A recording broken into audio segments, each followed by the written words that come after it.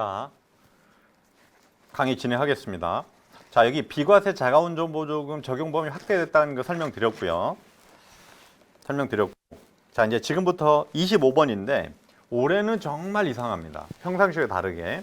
여러분, 우리 전산매체 제출 기준이 있죠. 제가 뒤에다 조금 넣어놨는데 전산매체 제출 기준이 어디에 있냐면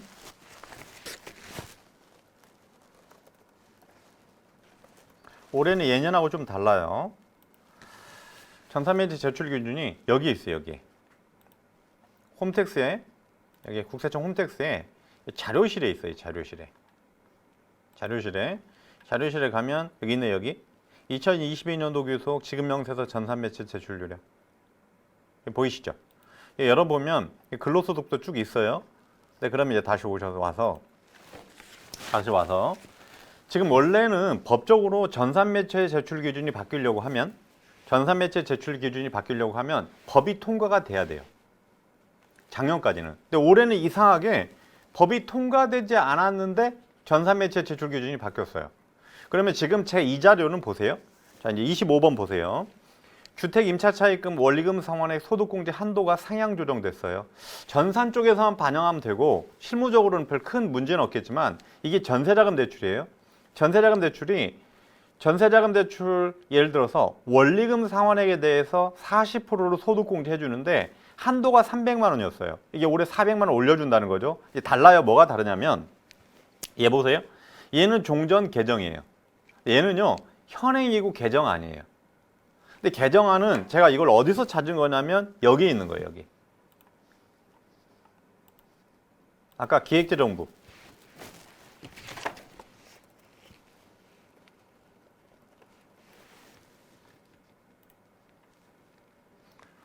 기획재정부 홈페이지에 여기서 찾은 자료예요.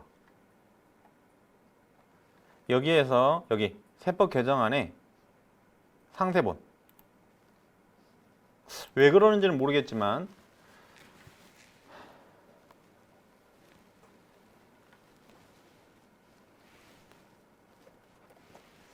나오죠.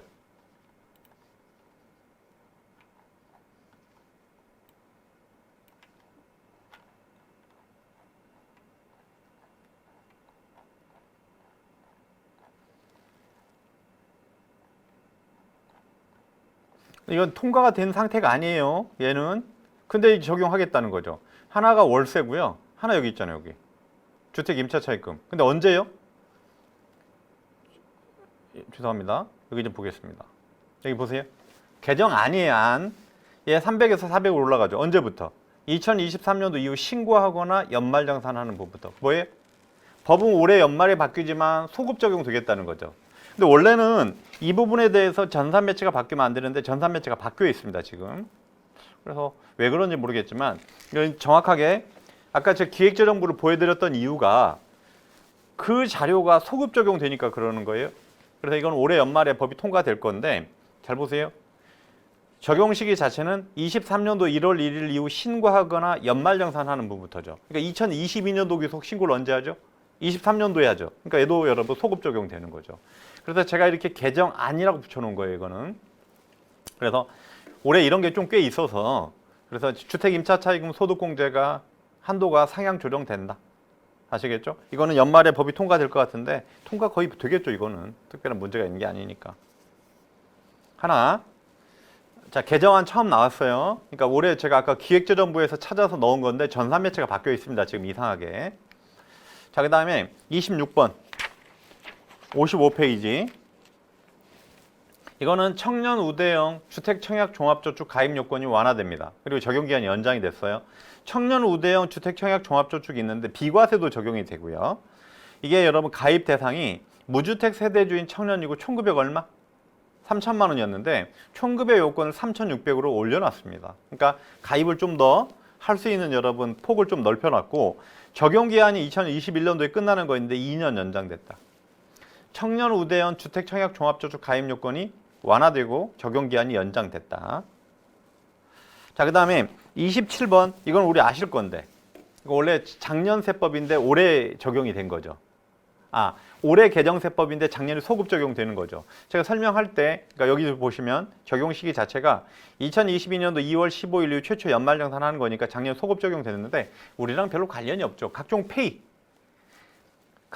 뭐 카카오페이나 뭐 네이버페이 이런 페이 부분이 예를 들어서 현금 영수증, 거기서 현금이 우리 계좌에서 인출이 됐을 때 현금 영수증 사용번호로 보느냐 안 보느냐 이런 부분, 선불카드, 직불카드 부분인데 이거 설명드리는 자동으로 뜰 거예요.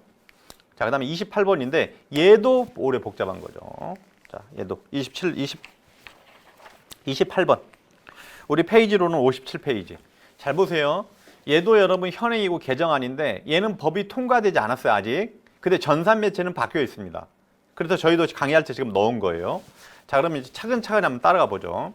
우리 신용카드 소득공제는 총급여 의미 있죠, 얘는. 총급여 25% 넘는 금액에 대해 소득공제 해주는데 신용카드는 15%, 현금 영수증 체크카드 30%, 총급여 7천만 원 이하의 근로자의 도서공연비, 미술관, 박물관 사용액에 대해서 30%.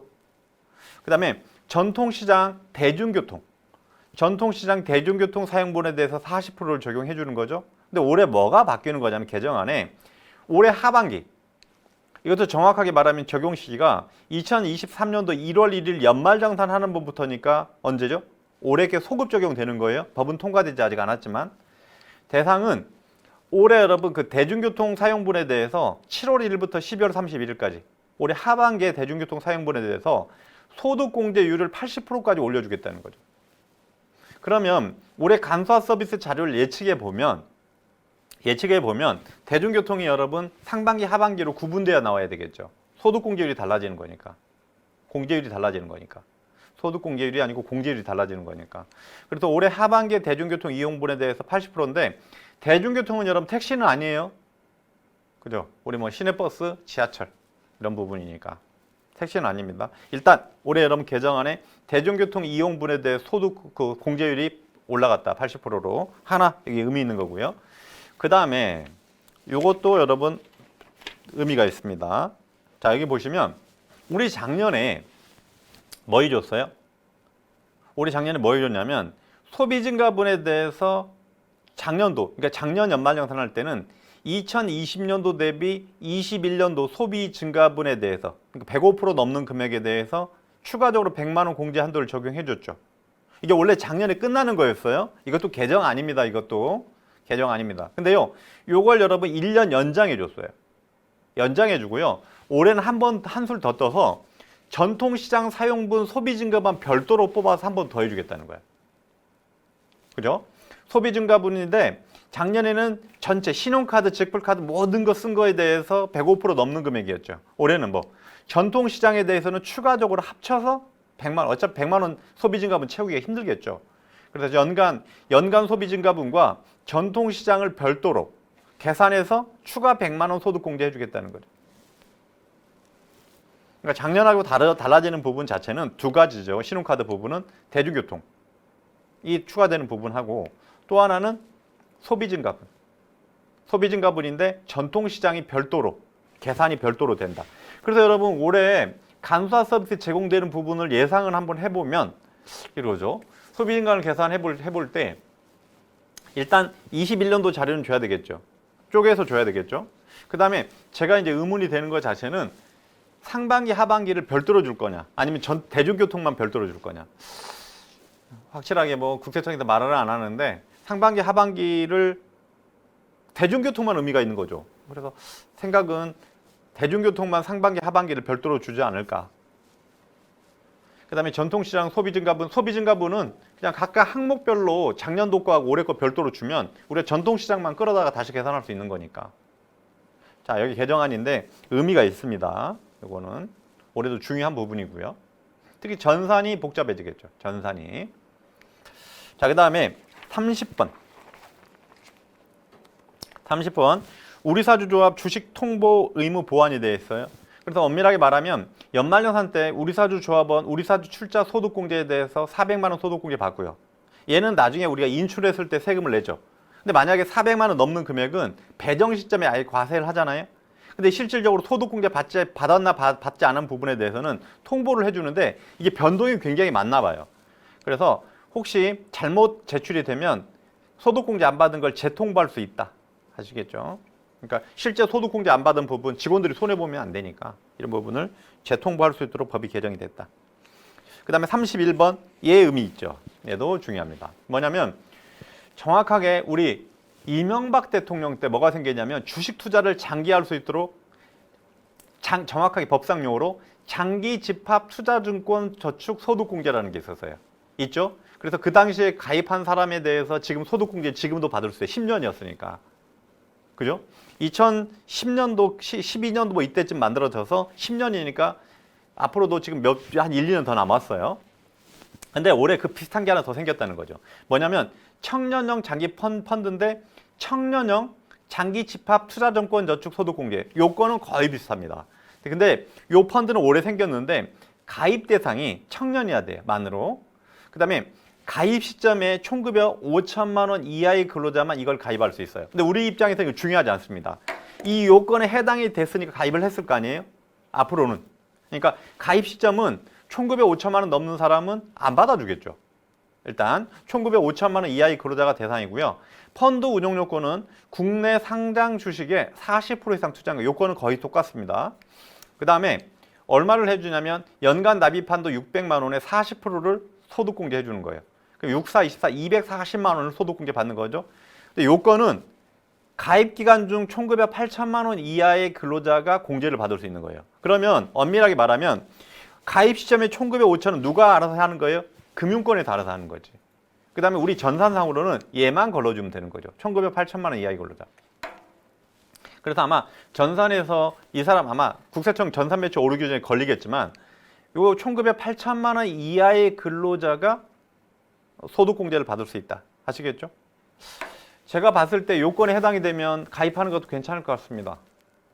소득공제도 크고 혜택도 많이 줄 것 같으니까. 그래서 청년형 장기 집합 투자증권 저축 소득공제라는 항목이 하나 생긴다. 근데 여러분 여기 하나 특징이 있어요. 뭐냐면 얘는요. 자, 장기 집합 투자증권 저축 소득공제는 근로자만 해줬어요. 근데 얘는 청년형 장기 펀드 소득공제는 근로자도 되고요. 개인 사업자도 해줍니다. 그래서 요게 여러분 근로소득과 관련이 없다. 청년형 장기 집합 투자증권 저축 소득공제가 올해 생겼는데 원래 기존에 있던 장기 집합 투자증권 저축 소득공제는 근로자만 해줬는데 얘는 근로자와 관련이 없다. 종합소득이 있으면 가능하다. 하나 체크하시고 제가 여기에 해당이 된다고 하면 가입하는 거 적극 추천입니다. 자, 그 다음에 32번. 외국인 기술자에 대한 소득세 감면기간 적용기간이 연장이 됐습니다. 외국인 기술자가 원래 2021년도 이 조특법이죠. 조특법은 언제나 이렇게 적용기한이 있다. 그래서 외국인 기술자 감면인데 소부장과 관련되어 있는 사람은 3년간 세금을 70%, 나머지 2년간 50%고 나머지 사람들은 5년간 50% 세금을 깎아주는 건데 이게 작년에 여러분 적용기한이 끝났는데 2년 연장됐다. 그 다음에 33번. 중소중견기업의 성과보상기금 소득세 감면 확대 및 적용기한 연장입니다. 얘도 의미가 있어요. 얘는 뭐냐면 성과보상기금 뭐예요? 중소기업 우리 내일채용공제와 관련해서 회사가 불입한 부분을 직원이 가져가는 거예요. 만기에. 요때 이제까지는 감면율이 중소기업은 50%, 중견기업은 30%였어요. 근데 올해 청년에 대해서는 감면율이 상향 조정됐습니다. 청년은 중소기업은 90%, 중견기업은 50%. 그 다음에 청년 이외자는 똑같이 50%, 30%. 그러니까 지금 그 청년에 대해서 어떤 감면율 자체가 올라갔다. 많이 올라갔죠? 90%까지 올라간 거면. 이거는 뭐냐면 2022년도 1월 1일 수령부터니까 과거에 불입한 것과 관련 없이 2022년도 이후에 수령을 하면 대부분 중소기업 성과보상기금 자체가 어차피 중소기업에서 해당이 되는 거니까 감면율은 굉장히 높은 거죠. 됐습니다. 그 다음에 34번. 중소기업 취업자에 대한 소득세 감면 기간이 연장됐습니다. 원래 21년도에 끝났는데 23년도까지 연장됐고요. 중소기업 취업자 감면이 연장됐다. 지금 계속 연장되고 있죠. 35번. 35번은 이게 법인세법과 연결되어 있는데 여기 우리 경단녀들이 있죠. 경단녀. 경단녀에 대해서 법인에서 직원을 쓰면 그 경단료를 채용을 하면 인건비의 30%를 세액 공제해 주는 거예요. 법인세법 얘기예요. 근데 이게 22년도에 올해 끝나는 건데 이건 올해까지고요. 근데 그게 의미가 있는 게 아니고요. 경단료 요건이 우리 중소기업 취업자 감면에 경력 단절 여성이 적용이 되잖아요. 경단료 요건이 완화되는 거예요. 작년까지는 퇴직 후 3년 이상 15년 이내의 동종업종이 취업이었죠. 올해 법이 바뀐 거는 퇴직 후 2년으로 바뀐 거예요. 2년. 그러니까 퇴직 후 2년이니까 금방 그만뒀다가 다시 재취업하는 것 자체도 경단료로 인정이 돼서 중소기업 취업자, 우리 연말정산과 관련된 거는 중소기업 취업자 감면이 가능하다. 되셨죠? 자, 그 다음에 36번. 36번. 자, 이거는 여러분 작년에 난리였죠, 우리. 요것 때문에. 왜냐면 국세청 기재부나 이런 예규가 나오면서 굉장히 복잡하게 바뀌었는데 이런 거죠. 내용은 자, 이거는 보세요. 우리 연금계좌 세액공제 한도액 초과 납입금에 대한 전환 특례라고 돼 있는데 이건 이거예요. 자, ISA 다 잊어버리시고. 어떤 거냐면 내가 여러분 연금저축에 넣을 수 있는 1년 한도가 400이에요. 퇴직연금 다 잊어버리시고. 근데 내가 만약에 올해 1000만 원을 넣으면요. 올해 400만 원 범위 내에서 세액공제를 받고 나머지 600만 원은 날아가는 거죠. 근데 이거를 내년도에 자, 내가 만약에 작년도에 1000만 원 넣어서 400만 원 공제 받았고 600만 원 공제를 못 받았다고 하면 올해 불입한 걸로 봐서 이거를 여러분 세액공제를 신청할 수 있는 거죠. 이걸 전환특례라고 합니다. 근데 이런 경우가 발생할 수 있어요. 뭐냐면 ISA가 있어요. 개인종합자산관리계좌를 예를 들어서 만기 시점에 연금저축에 불입할 수도 있고 퇴직연금에 불입할 수도 있죠. 얘들은 한도, 연금저축이나 퇴직연금 한도 넘어가는 부분에 대해서 추가 얼마 해주죠? 추가 300만 원 한도 내에서 불입금액의 10%를 그 한도 내에서 세액공제를 해주는 거죠. 그죠? 근데 만약에 이러면 어떻게 할까요? ISA 만기 전환 금액이 굉장히 크죠. 그러면 한도 초과가 생깁니다. 일반적으로 연금저축이나 퇴직연금이 한도에 초과돼서 한도 초과가 생깁니다. 요거를 내년도에 불입한 걸로 봐서 전환특례는 인정이 되느냐. 그러니까 내년도 불입한 걸로 한도 초과가 생기는 부분에 대해서는 내년도 불입한 걸로 봐서 전환특례 인정해 주느냐. 이건 인정을 해주겠다는 거예요. 근데 그게 아니고 그러면 내년도에 이제 전환특례가 인정이 되면 ISA에 대해서 추가 한도 불입금액의 10% 300만 한도 또 해주느냐. 이건 못 해주겠다는 거예요. 그래서 여기 보시면 개인자산, 종합자산, ISA 전환금액 추가 한도는 연금계좌로 전환하는 연도로만. 그러니까 약간 달라요. 이 전환특례하고 관련이 없는 거예요. 전환 들어가 있으니까 다른 거예요. 그래서 다시 설명을 하면 ISA 만기에 연금저축이나 퇴직연금이 불입한 금액에 대해서 소득공제 한도가 넘어가서 내년도로 이월시킬 수는 있다는 거죠. 이건 인정이 되는데 내년도에 추가 한도는 받을 수 없다. 그 얘기입니다. 잘 읽어보시면 그 얘기예요. 여기 또 전환 나오니까 헷갈리는데 여기 전환과 여기 전환은 다른 의미예요. 자, 그 다음에 37번. 37번 의료비 부분인데 올해 여러분 이름이 올해 난임시술비에 대해서 의료비 공제 한도가 700만 원인데 공제 한도 제외 금액에 난임시술비가 있었죠. 여기 추가됐네. 미수가 선천성 이상의 의료비가 일반 의료비로 봐서 이제까지는 한도가 적용이 됐는데 요게 여러분 그 한도 적용이 안 되는 의료비로 추가가 됐다. 근데 여기 공제율도 바뀌네요. 일반 공제율이 15%고 난임이 20%였죠. 난임의 의료비 공제율을 30%로 인상해 줍니다. 그리고요.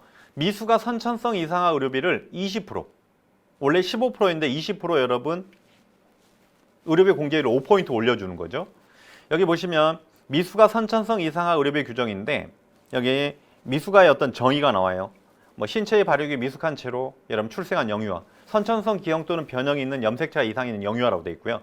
난임시술비도 여러분 규정이 있죠. 근데 지금 저희가 예상하는 바로는 미수가 선천성 이상의 의료비를 간소화 서비스에 별도로 줄 거냐. 우리 여러분 난임시술비에 대해서 간소화 서비스에 별도로 줘야 안 줘요? 안 주죠. 이거는 뭐예요? 우리가 병원에서 별도로 영수증을 진구할 거 아닙니까? 그래서 아마 이것도 미수가 선천성 이상의 의료비 자체도 별도로 영수증을 받아야 되지 않을까. 현재 예상은. 그러니까 지금 난임시술비에 대해서 간소화 서비스는 난임인지 아닌지 구분 하나 하고 간소화 서비스에 제공이 되면 난임 시술비 영수증 별도로 가져와서 입력을 하고 간소화 서비스 금액에 대해서 입력한 난임 시술비 해당되는 걸 빼고 계산했지 않습니까? 동일하게 적용이 되지 않을까. 그리고 또 제가 하나 예상하는 거는 이 표현이 너무 안 좋아요. 뭐냐면 미수가 및 선천성 이상화 의료비 부분인데 이 용어를 조금 조정해야 되지 않을까. 왜 그러냐면 제가 추측하는 바로는 이거예요. 여기 보세요. 아, 지금도 이렇게 돼 있네. 이게 뭐예요, 이게? 청년 노인. 이 노인이 여러분 60세 이상자예요. 60세 이상자가 무슨 노인이에요, 지금. 그래서 지금 법에 개정이 된 거는 노인이 아니고 60세 이상 고령자 이런 식으로 완화했습니다.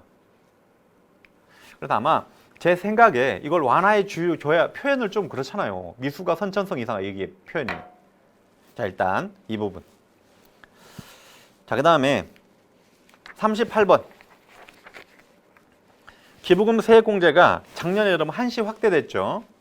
자, 기부금 세액공제가 원래 1,000만 원 이하는 15%, 1,000만 원 넘는 금액에 대해서 30% 세액공제 적용이 돼서 원래 작년까지 코로나 때문에 한 해 올려줬고요. 5포인트씩. 올해는 정상적으로 가는 게 원칙이었죠.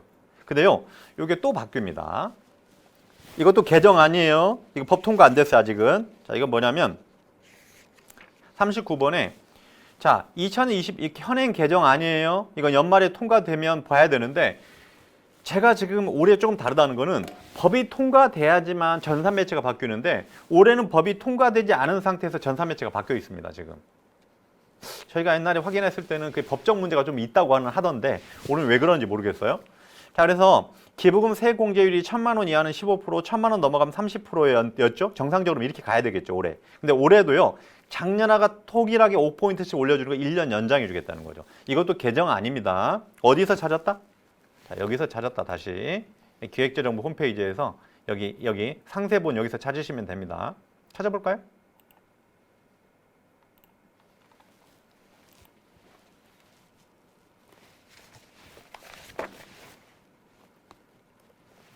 그죠? 여기 있죠. 개정 안에. 그죠? 현행 개정 아니죠. 그러니까 올해 연말에 법 통과되는 거 보는 이거 통과되지 않을까 이것도? 자, 지금 그래도 올해 여러분 개정사항이 의외로 많이 생기고 있어요. 그리고요. 올해 연말에 법 통과되는 거 또 봐야 돼요. 소급 적용되는 부분이 올해 너무 많다. 그래서 저희도 이게 다가 아니라고 생각해요. 현재 정부 개정안이 다는 아닐 거 아닙니까? 연말에 또 국회에서 급하게 통과될 게 몇 개 있을 거니까. 그래서 생각보다 올해 많이 바뀌었어요. 생각보다. 자, 거기까지.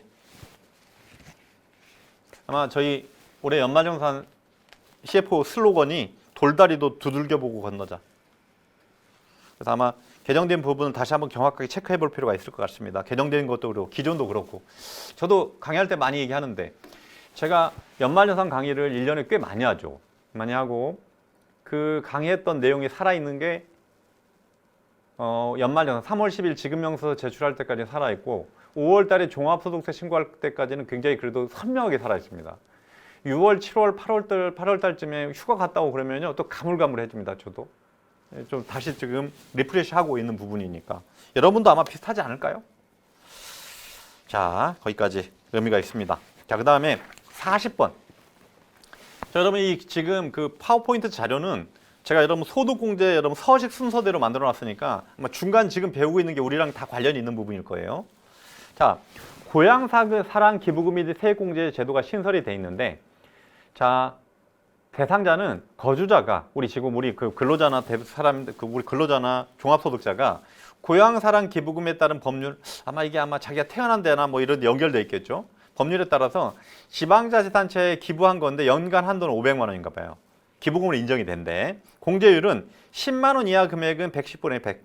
10만 원 넘는 금액은 100분의 15를 여러분 공제율이 훅 떨어지네요. 그죠?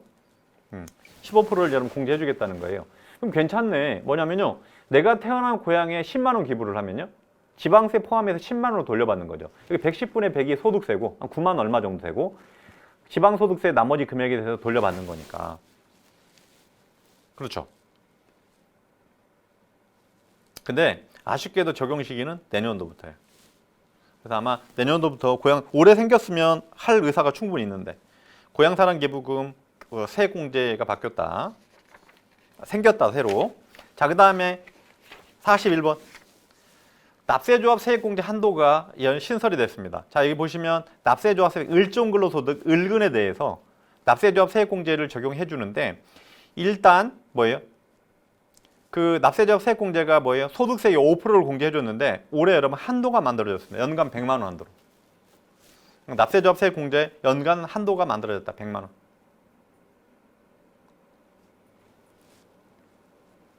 근데 아마 파견자들에 대해서 소득이 크다고 하면 의미가 있겠죠. 자, 그 다음에 42번. 요것도 개정한 내용이에요.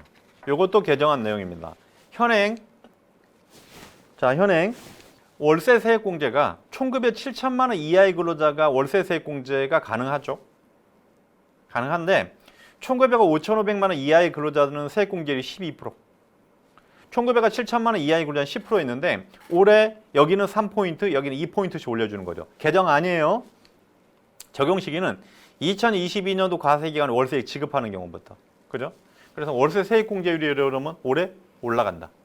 이것도 개정 아닙니다. 개정안. 자, 여기까지 하면 소득세 분야가 끝났고요. 자, 그다음에 꽤 많이 바뀌었죠. 그래도 저는 처음에 생각했던 것보다는 많이 바뀐 부분이 있어서. 자, 그다음에 기타 세법인데 우리한테 필요한 거 몇 가지 해드릴게요. 자, 몇 가지. 자, 먼저 납부지원가산세 세율이 인하됐습니다. 이율이라고 표현해야 되겠네. 납부지원가산세 이율이 인하가 됐는데 여기 보시면 원래 여러분 납부지원가산세가 하루 이자가 10만 분의 0.025%가 10만 분의 25였는데 이게 여러분 10만 분의 22로 바뀌었죠. 우리 옛날에 재작년까지 여러분 세법에 납부 불성실 가산세 이자가. 자, 그 다음에 우리랑 관련되어 있는데 원천징수 납부지원 가산세예요. 여기 바뀌었네. 원천징수 납부지원 가산세는 미납세액의 기본 3%의 여러분 가산세를 물리고요. 그 다음에 미납세액 곱하기 하루 여러분 대통령적으로 이자율인데 이게 25%였죠. 아니 10만 분의 25였죠. 여기 10만 분의 22로 바뀌었다. 언제부터? 2022년도 2월 15일부터. 2022년도 2월 15일부터. 그러면 2월 14일까지는 어떻게 적용해야 돼? 원천징수 납부지원 가산세를 10만 분의 25로 계산해야 돼. 그죠? 요게 동일하게 여기 납부지원 가산세 여기 똑같이 연결되죠. 그러니까 지금 어차피 연말정산 끝났기 때문에 3월 10일이니까 우리 입장에서는 원천징수가 잘못되면 지금은 요게 적용이 되는 게 맞겠죠. 왜냐하면 2022년 2월 15일 이후니까. 하나. 그 다음에 지방소득세는요. 얘가 이상하게 바뀌었고요. 지방소득세 여러분 특별징수 납부지원 가산세도 동일하게 바뀌었죠. 10만 분의 25에서 10만 분의 20인데 얘는 날짜가 달라요. 적용 시기가 2022년도 6월 7일 이후부터예요. 그러니까 엄밀하게 말하면 원천징수 납부지원 가산세하고요. 지방소득세 가산세가 달라질 수 있다는 거죠. 가산세가. 근데 뭐 금액이 소액이면 관리를 하겠냐마는. 근데 우리 보통 소득세 10%를 내잖아요. 근데 지방소득은 바뀌었다니까. 다르다니까 지금. 그래서 지방소득세 특별징수 납부지원 가산세 자체가 적용 시기가 다르다. 2022년 6월 7일부터.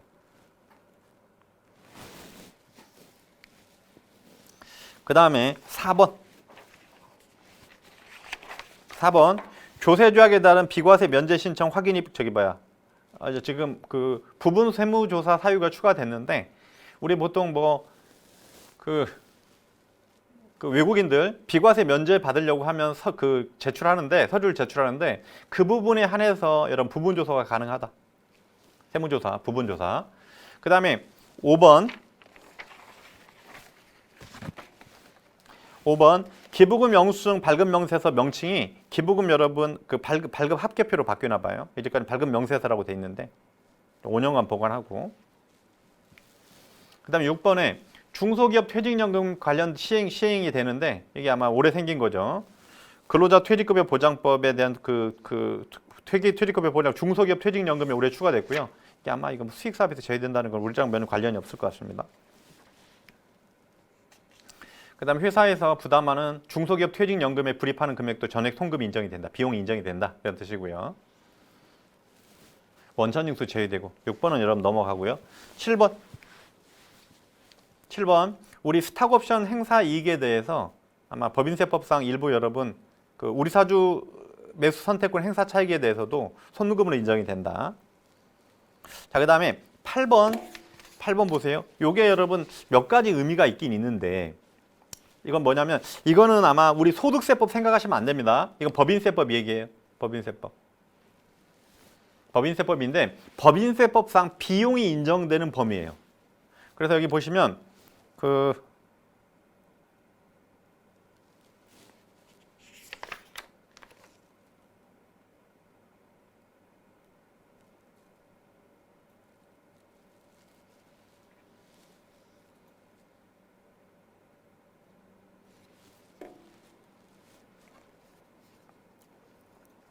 요거는 법인세법 내용인데,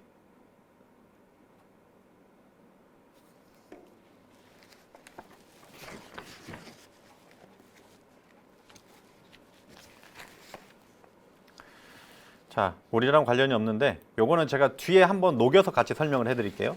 왜냐면 이게 지금 약간 오타가 있는 것 같아서.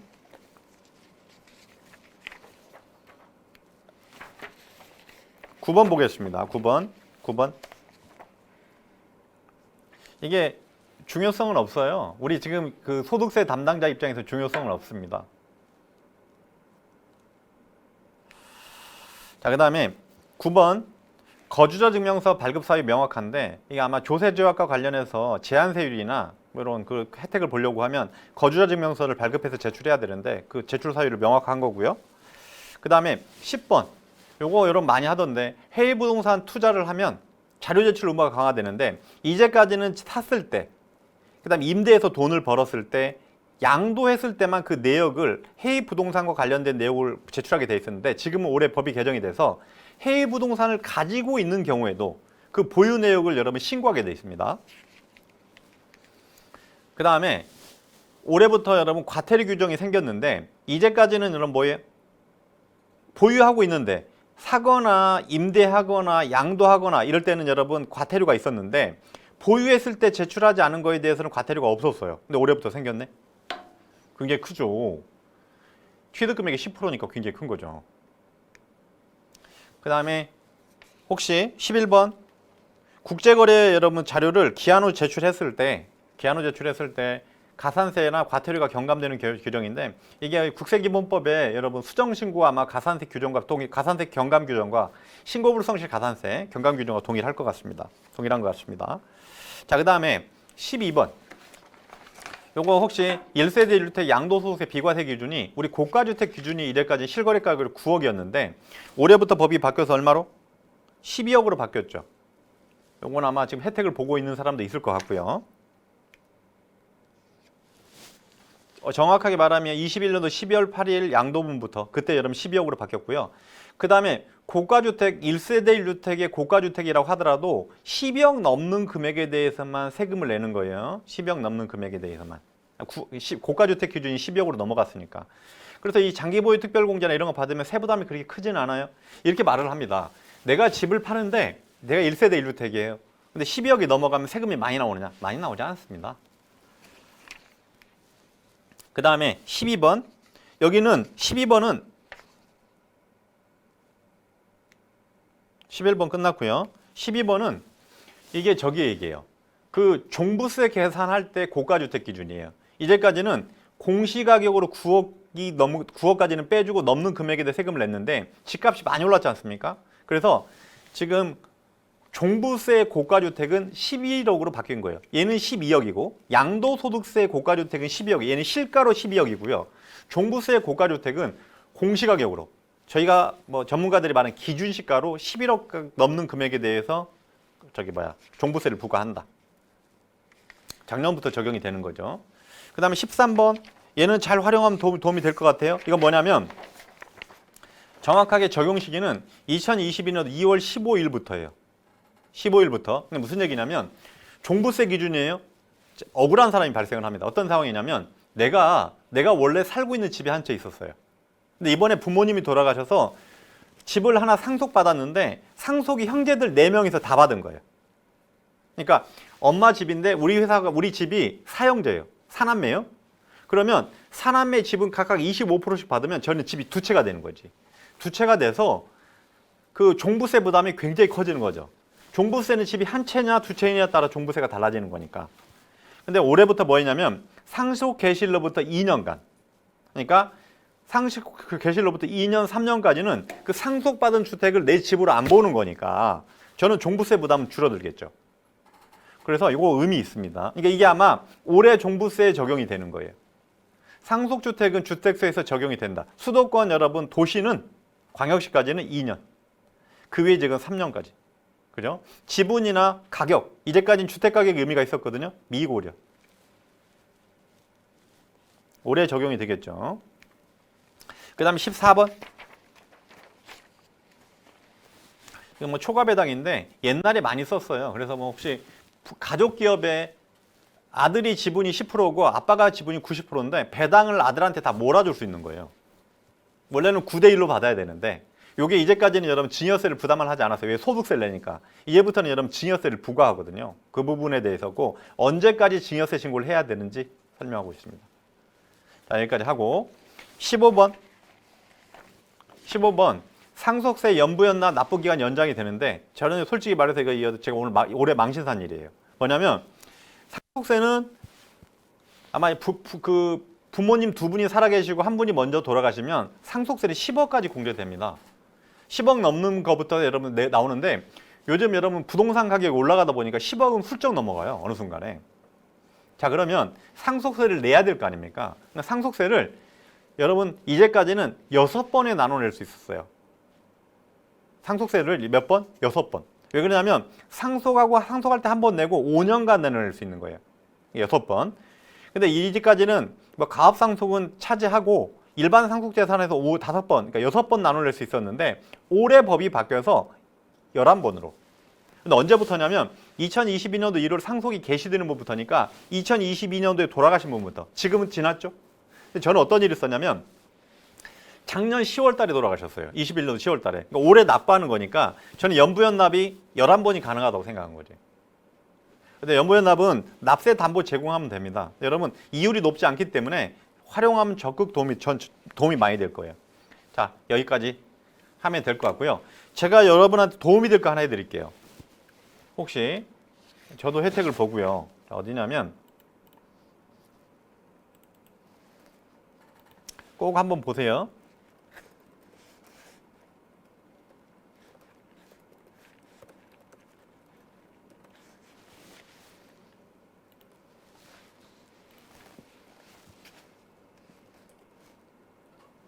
한번 해당이 되시는 분들은 잘 참가해 보시고 어디냐면 소득세법 시행령 여러분 8월 2일 날 바뀐 거. 여기 보시면 여기 나와요. 개정 이유. 여기 보시면 상생의 임대인 내용이에요. 읽어보세요. 상생의 임대인. 이 내용은 어떤 내용이냐면 제가 이 파워포인트를 만들까 하다가 그래서 이렇게 설명하는 것도 괜찮을 것 같아서 여러분이 한번 전문을 보면 되는 거니까 이런 경우에 우리 1세대 1주택 비과세 받으려고 하면 2017년도부터 법이 개정이 돼서 그 집에 2년 살아야 1세대 1주택 비과세를 받을 수 있죠. 근데 여러분 현실적으로 내가 전세를 살고 있다가 집을 살 때 내 이 집을 못 사고 다른 집에 전세를 끼고 있는 집을 산 상태예요. 그러면 내가 1세대 1주택 비과세를 받으려고 하면 그 집에 들어가서 2년 살아야 비과세를 받을 수 있을 거 아닙니까? 그죠? 이 상생임대인 제도는 내가 그 집에 들어가지 살지 않고 자 전세 보증금 아니면 월세를 5포인트 범위 내에서만 올리면 그 집에 2년 동안 5포인트 범위 내에서 올리면 그 집에 산 걸로 인정해 주겠다는 거예요. 그 집에 거주한 걸로. 엄청 큰 혜택이죠. 근데 이게 올해 8월 2일 날 법이 바뀌기 전까지만 해도 집값에 제한이 있었어요. 집값이 뭐 9억 이하이거나 공시지가로 기준시가로 이런 제한이 있었는데 다 없어졌습니다. 그러면 이렇게 해야 되느냐? 지금 여러분 이거하고 또 맞물려 가는 거예요. 내가 지금 현재 전세를 줬는데 임차인이 계약갱신 청구권을 쓸 것 같아요. 근데 계약갱신 청구권을 쓰면 임대료를 5포인트 범위 내에서 올릴 거 아닙니까? 계약상 법률적으로. 이것도 여러분 제가 5포인트 범위 내에서 임대를 올린 거니까 제가 상생의 임대인이 될 수 있는 거죠. 또 하나는 기존에 여러분 살고 있던 사람이 있고 새로 임대차 계약을 할 때 기존 임대차 계약이 있고 새로운 임대차 계약이 5포인트 범위 내에서만 월세나 전세 계약을 5포인트 범위 내에서만 올리면 세제 혜택이 있는 거죠. 언제까지? 2024년도까지 여러분 계약을 하면. 그러니까 지금 여러분 놓치신 분들은 올해 내년도 2024년도까지 5포인트 범위 내에서만 어제 집값이 지금 떨어지고 있는 분위기니까 오면 상생인 임대인이 되는 거지. 대신 이건 국가가 알 수 없어요. 그래서 여러분 계약서 꼭 가지고 계셔야 됩니다.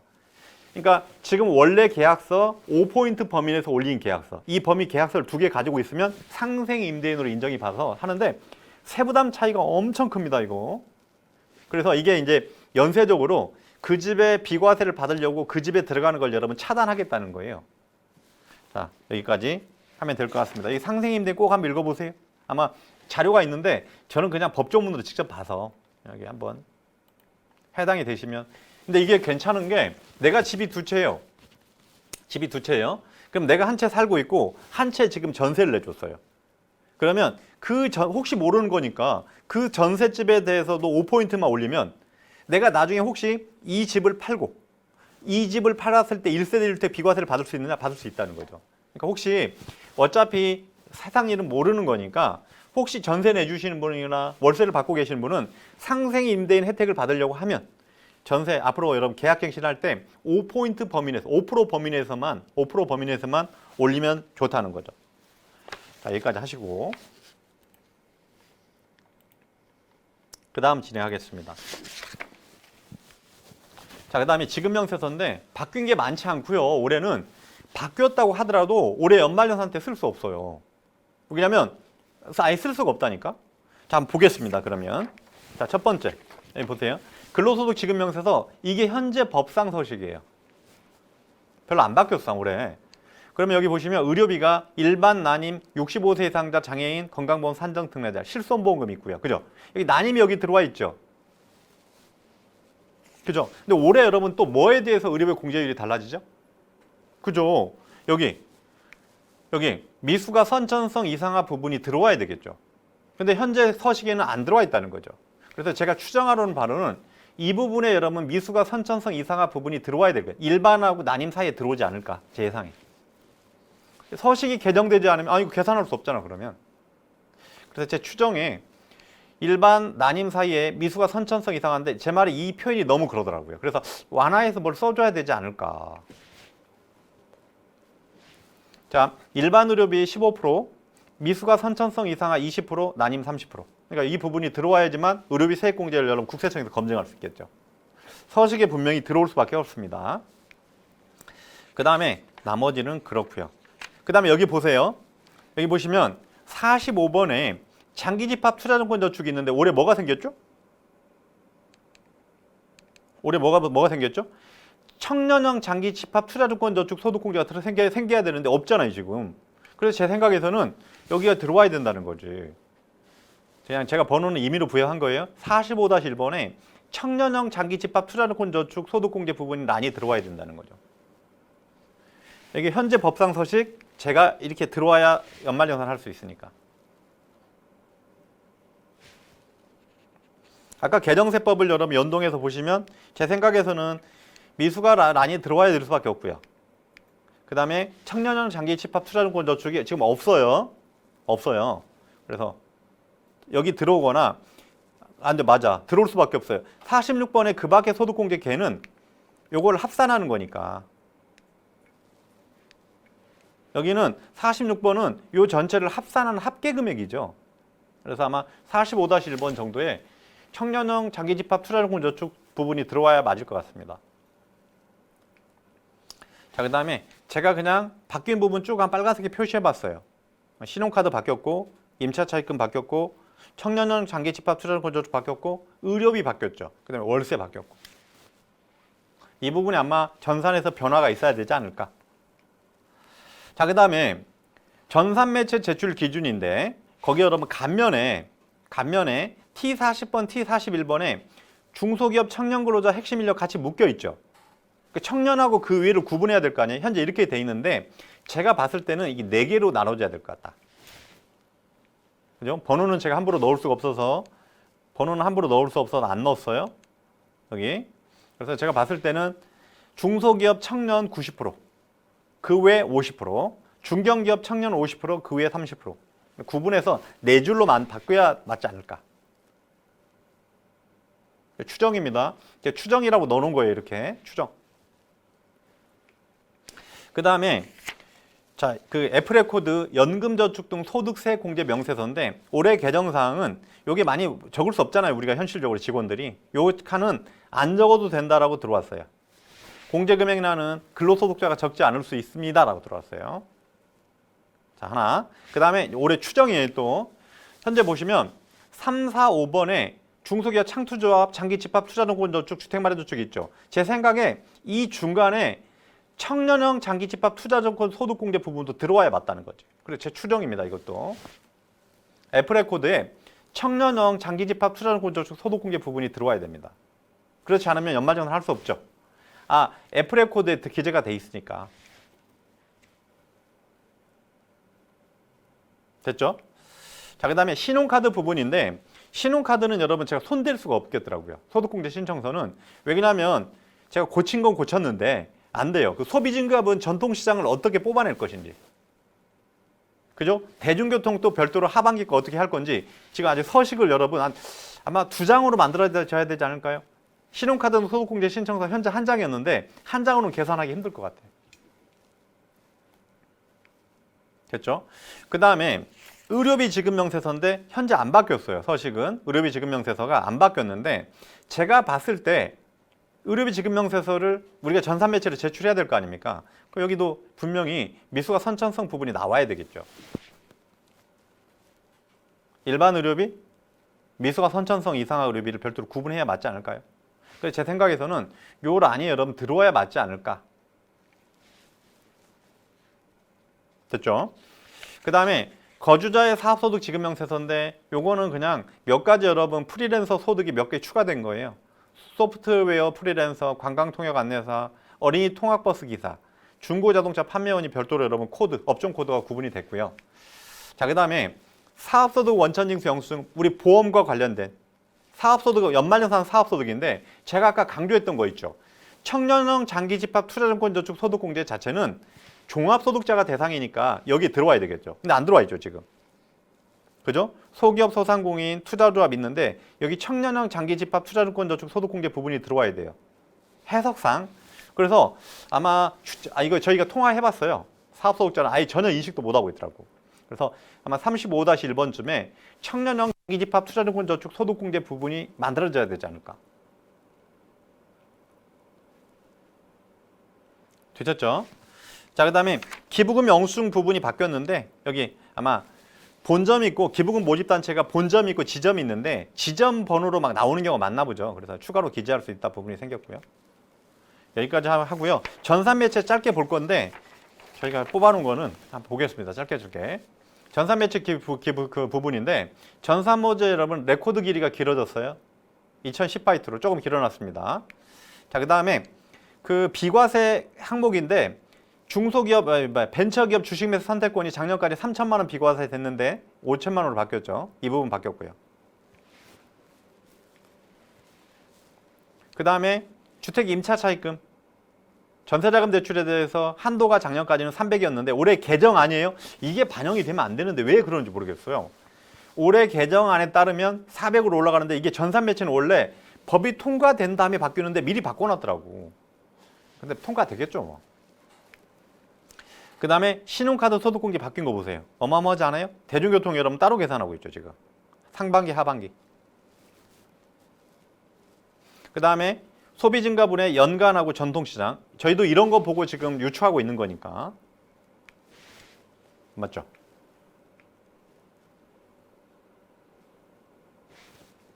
여기 소비증가분, 소비증가는 일반 소비증가분, 전통시장 소비증가분 별도로.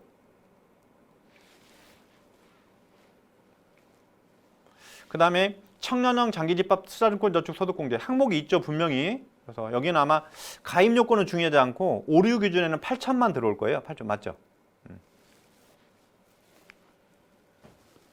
그 다음에 청년형 장기집합 투자증권저축에 대해서 뭘 해준다? 연금저축 소득세액 공제병세 F레코드에 반영이 돼야 되는 거니까 아까 항목에 분명히 수록이 돼야 된다고 제가 말씀드렸던 거예요.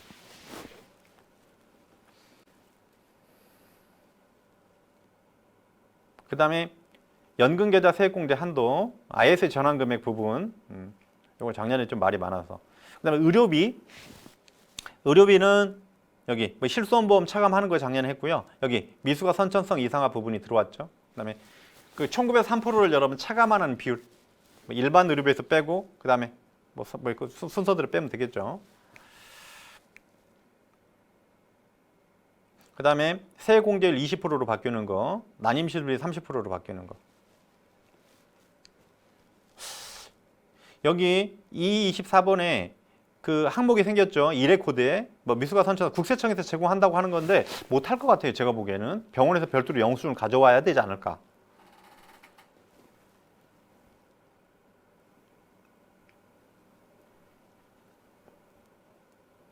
그다음 의료비.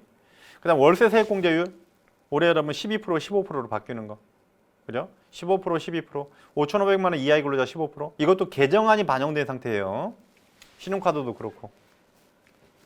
여기까지 하고 요건 해석인데 요건 해석은 빨리빨리 치고 가겠습니다. 자, 의미 있는 거. 첫 번째는 1번은 근로소득 수입시기예요. 수입시기. 수입시기는 실질적으로 여러분 돈을 받기로 한 날과 돈 받은 날이 다르면 받기로 한 날을 여러분 근로소득의 수입시기로 보겠다는 거예요. 하나.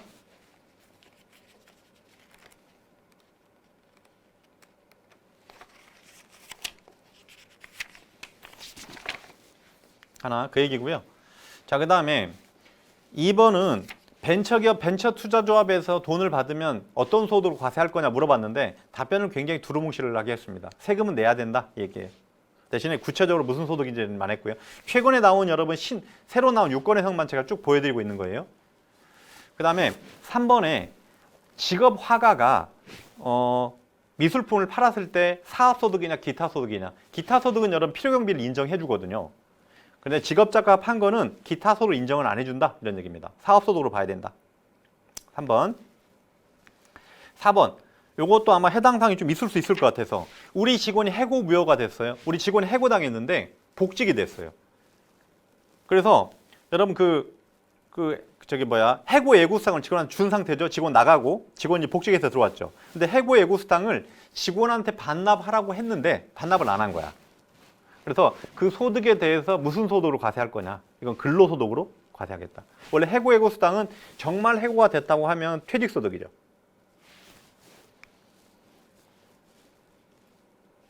자, 그 다음에 5번은 계약직에서 정규직 전환 시 퇴직금 수령한 자가 희망퇴직하는 경우에 특별퇴직금을 지급받는 경우라고 돼 있는데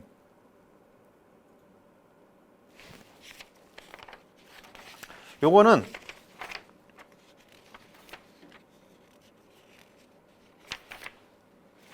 그렇게 보시면 됩니다. 계약직에서 정규직으로 전환되는 사람도 우리 퇴직금 중간정산 받고 실제 퇴직했을 때 중간정산 퇴직금 받은 것과 통산할 수 있죠. 그거하고 동일하다는 얘기예요.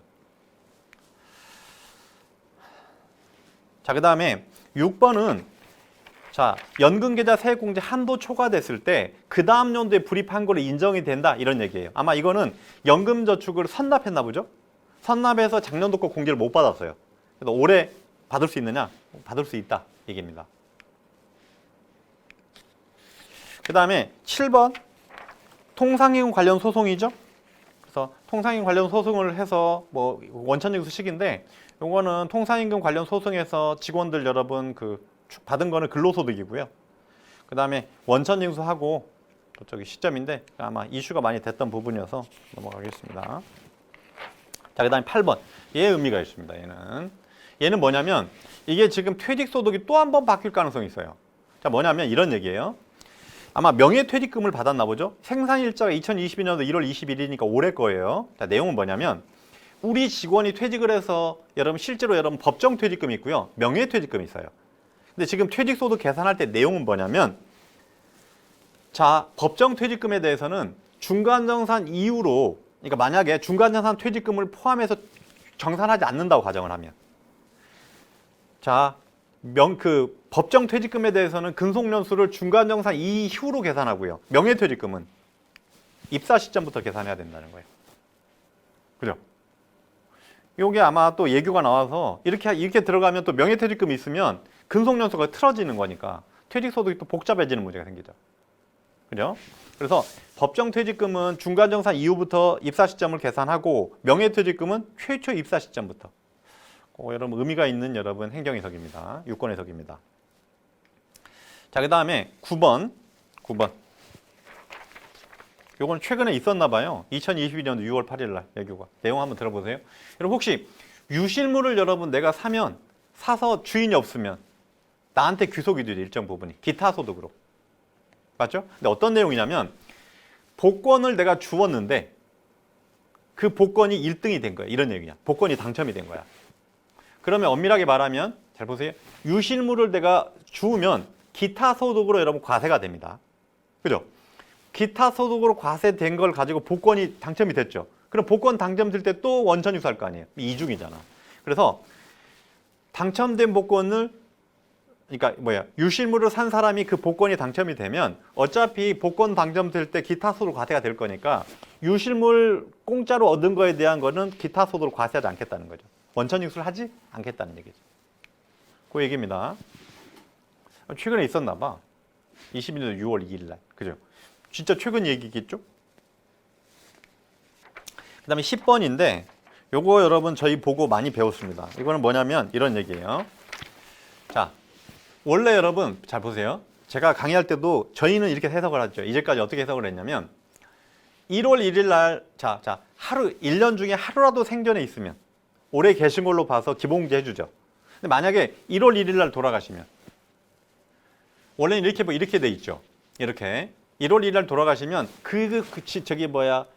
그 전날로 판단하는 거니까 1월 1일 날 어떤 분이 돌아가시면 12월 31일까지만 계신 걸로 봐서 원래는 안 해줘야 되는데 기본공제를 근데 그냥 국세청에서 1년 걸 다 해주다 보니까 그냥 해주는 걸로 해석을 했다. 저희도 이렇게 강의를 했어요. 저도 작년까지. 근데 그런 의미가 아니고 1월 1일 날 돌아가신 분의 기본공제 판정 시점은 전날 24시 땡땡으로 보겠다는 거죠.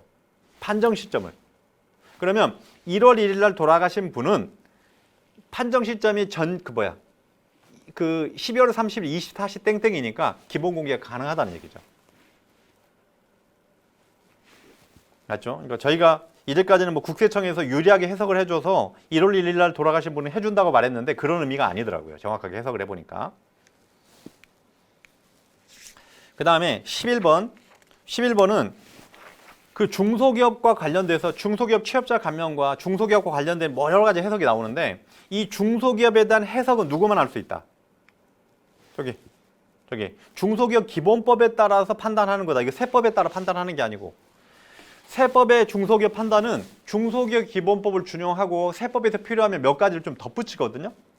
그래서 기본적으로 중소기업에 해당이 되려고 하면 중소기업 기본법에 대한 중소기업이 전제가 돼야 된다. 이 해석은 중소기업청에서는 하겠지. 그 얘기입니다.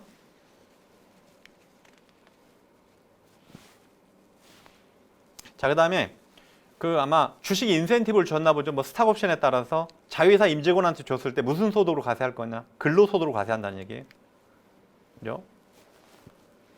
그 다음에 조건이 성취됐을 때 시점은 그 부분이고.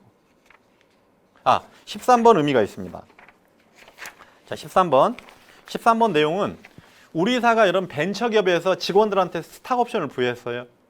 근데 이제 스탁옵션을 부여를 하고 직원이 가지고 있다가 스탁옵션 행사 시점에는 우리 사회가 더 이상 벤처기업이 아닌 거예요.